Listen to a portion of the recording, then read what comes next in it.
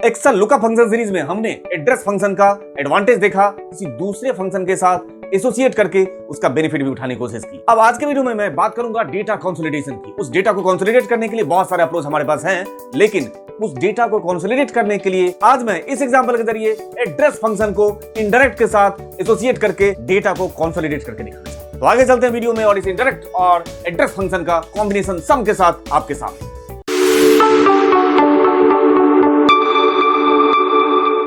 यहां पर आप लोगों के सामने मैं दो एग्जांपल रख रहा हूं। पहले एग्जांपल से आपका स्वागत करता हूं, जिसमें हमें क्या करना है, एड्रेस निकालना है of maximum and minimum value. तो पहले हमें मैक्सिमम वैल्यू निकाल लेना होगा किसका, इसमें से जो मैक्सिमम वैल्यू है और इसमें से जो मिनिमम वैल्यू है उसका हम एड्रेस पता करना चाहते हैं। ये काम है, एड्रेस फंक्शन सीख रहे हैं।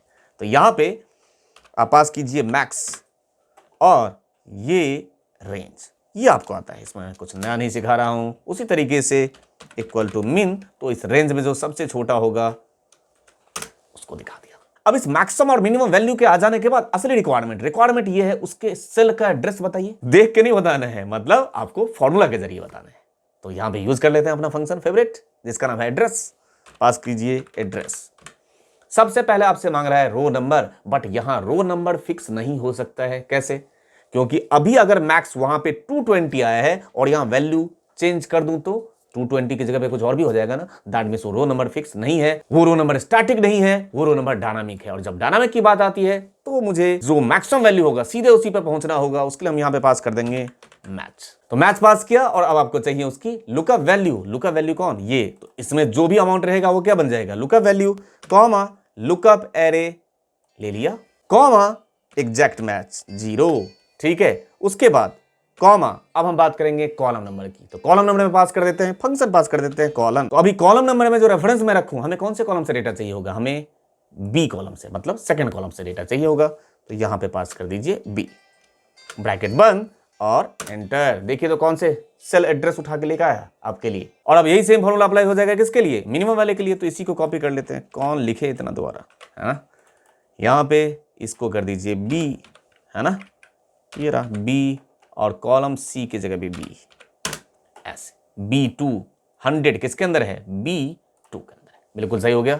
अब मैं आप लोगों को एक एग्जांपल कराने जा रहा हूं, डेटा कंसोलिडेशन। आपने पहले टूल्स के जरिए डेटा को कंसोलिडेट करके देखा, उसके अलावा आपके पास ऑप्शन था डेटा को कंसोलिडेट करने के लिए 3D सम, और आज मैं बताने जा रहा हूं यूजिंग एड्रेस फंक्शन। अब आप लोगों को एक एग्जांपल दिखाता हूं जिसमें हमें डेटा को कंसोलिडेट करना है। उस डेटा को कंसोलिडेट करने के लिए आपने कई सारे अप्रोच किए हैं, जिसमें टूल्स के जरिए आपने डेटा को कंसोलिडेट किया था, डेटा टैब के अंदर डेटा कंसोलिडेशन, उसके जरिए आप लोगों को आता है। उसके अलावा 3D सम के जरिए भी हमने डेटा को कंसोलिडेट करके दिखाया था।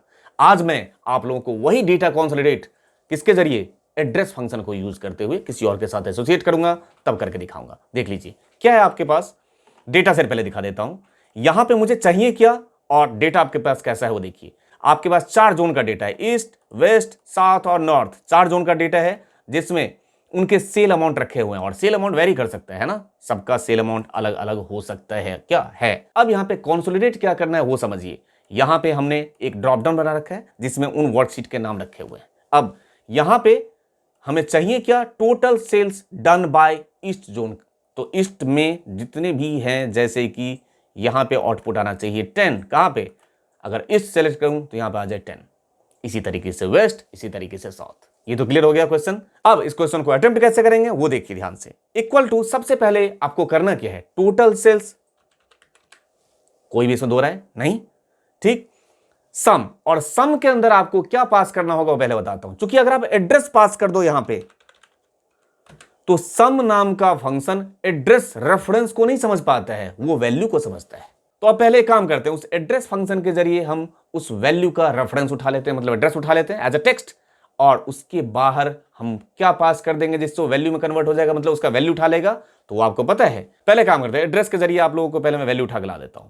एड्रेस पास किया और रो नंबर देखिए तो जरा कौन से रो में डेटा है, ईस्ट जोन का डेटा कौन से रो में है, सेकेंड रो में है और सेकेंड कॉलम में, है ना।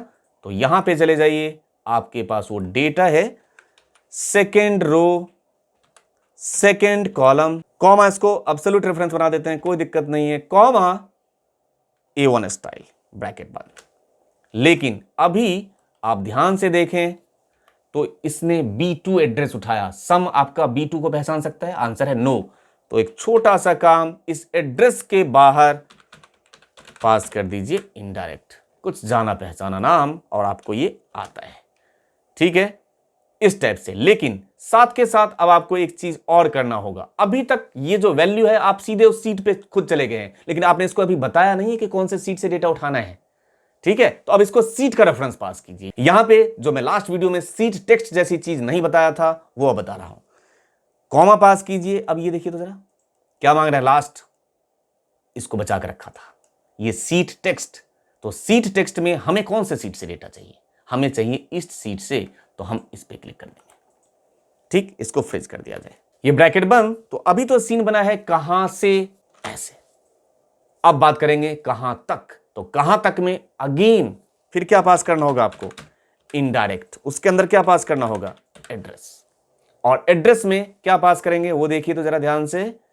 कर्सर यहां, कहां तक, कौन सा रो? 5वां रो और दूसरा कॉलम है ना, 5वें रो में ये 4, तो यहां पे पास कर देंगे 5th रो 2nd कॉलम। ये 5th रो को भी डायनामिक बनाया जा सकता है। अगर आप एग्जांपल आगे करें तो यहां पे मैच पास करके हम वहां तक पहुंच सकते थे, है ना। ये चूंकि आप लोगों को कॉन्सेप्ट क्लियर हो इसलिए इस तरीके से मैनुअली करके दिखा रहा हूं। 5th रो और 2nd column, comma 1 comma 1 comma, और फिर से कौन सा सीट टेक्स्ट की बात करेगा? कौन सा सीट का डेटा चाहिए हमें? इस ईस्ट सीट का।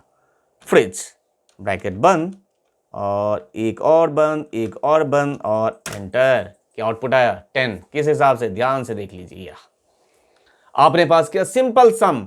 सम के अंदर एक्चुअल में आपका पास करना था एड्रेस, बट सम फंक्शन तो एड्रेस को थोड़ी जानता है, वो तो वैल्यू को जानता है। तो वो वैल्यू पिक करने के लिए आपने एड्रेस के बाहर क्या चला दिया? इनडायरेक्ट। और इनडायरेक्ट फंक्शन क्या करता है वो भली भांति जानते हैं कि जो रेफरेंस से वैल्यू उठा के लेके आ जाएगा। तो ये रहा, आपने एक रेंज पास कर दिया और कॉलम लगा के दूसरा रेंज। इस तरीके से आपने डेटा को कंसोलिडेट किया। अब ईस्ट की जगह पे अब आप वेस्ट ले लीजिए, क्या प्रॉब्लम है इसको देख लीजिए।